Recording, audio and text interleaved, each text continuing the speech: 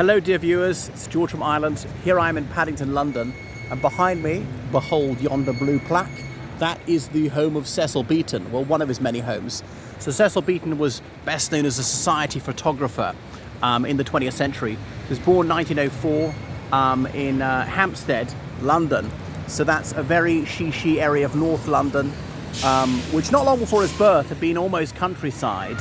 And his father was a very well-off timber merchant, and his grandfather had founded the firm. So they come from relatively humble origins. They'd made good in trade, but he was always to come across some snobbery in the circles that he moved in. Anyway, he was one of 4 children. His parents are both amateur actors, so it's a fairly artistic background, also living in a very arty part of the city. So he went to prep school there, where he got to know Evelyn Waugh, who was very nasty to him. Waugh was just older than him, the celebrated novelist, because Waugh lived in between Hampstead and Golders Green. The house he lived in still stands, that celebrated author of Brideshead Revisited and so forth. Anyway, from there, Cecil Beaton, he went on to St Cyprian's prep school, which was in Sussex, which closed down just after the Second World War, despite being one of the most notable prep schools in the United Kingdom. Another thing about Beaton is I think he had Scots origins several generations early on his father's side. The surname possibly comes from the French town of Bethune, and then was anglicised or perhaps Caledonicised to Beaton. And there are a number of other famous Beatons like that Cardinal Beaton. I don't know if he's any sort of collateral ancestor. Anyhow, our Cecil Beaton, St Cyprian's, he knew George Orwell there, who was a year older than him, and indeed Cyril Connolly, and he distinguished himself for his magnificent singing voice, Cecil Beaton, but I don't think he played any other musical instruments. And he went from there to Harrow School, which was one of the United Kingdom's foremost schools, and indeed foremost schools of the Empire, we would have said in those days, is always mentioned in the same bracket as Eton. But he wasn't remotely scholarly, not particularly gifted as games. He dabbled in sexual liaisons with the other boys, which is not uncommon at the time. And he went to St John's College, Cambridge. So getting into Cambridge University was not that difficult in those days. So it's not like today where there's only about sort of 15% acceptance rate. So boys from Harrow or one of schools like that, if they wanted to go there, so long as they're a bit above average, yeah, they could get in. But he was studying art and architecture, dabbled in history.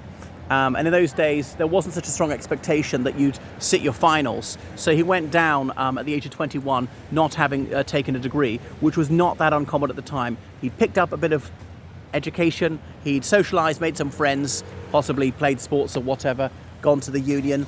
He'd gained something out of it, connections, and then going down to London and getting into photography. So his nanny had a camera, and this before the First World War, and that was extraordinary because cameras were very expensive. I've even heard of middle-class people in the 1970s who couldn't afford cameras. I remember it was all black and white till the late 1930s. So he became a photographer, and he had society introductions. He knew the Sitwells, that famous family, Edith Sitwell, Sacheverell Sitwell, literary figures at the time.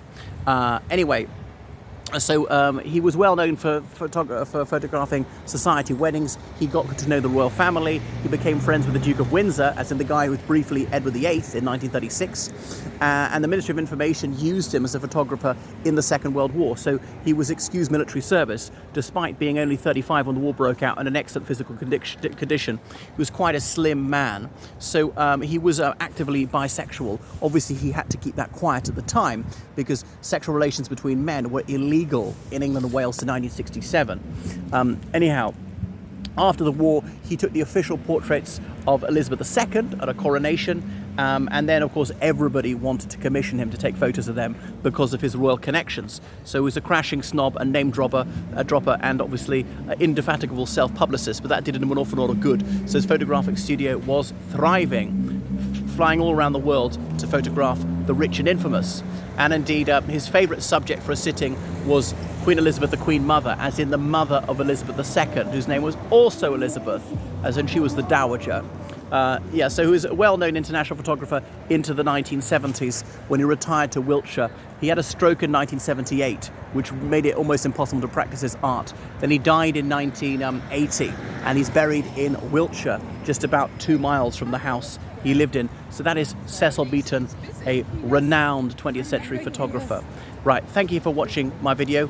He was one of the bright young things, those wealthy upper class artistic types, very fun-loving and louche in the 1920s. So it's Vile Bodies, is that Evil and War novel about that social set. When they're celebrating the Roaring Twenties, the Jazz Age. It was also just before cocaine was outlawed as a recreational substance. So I'm not sure, but Cecil Beaton appears in those. He also kept his journal, and these were published, some of them in his lifetime, mostly afterwards. Abridged versions were published because of his acerbic observations of various society figures. Subsequently, they've been published without any editing because some of what he said was so vicious. He was also rather anti-Semitic, so that's why he'd taken photographs for Condé Nast and Vogue and all sorts of well-known magazines, but he got himself into trouble for his anti-Semitic outbursts. Right, thank you for watching my channel. Toodaloo, everyone.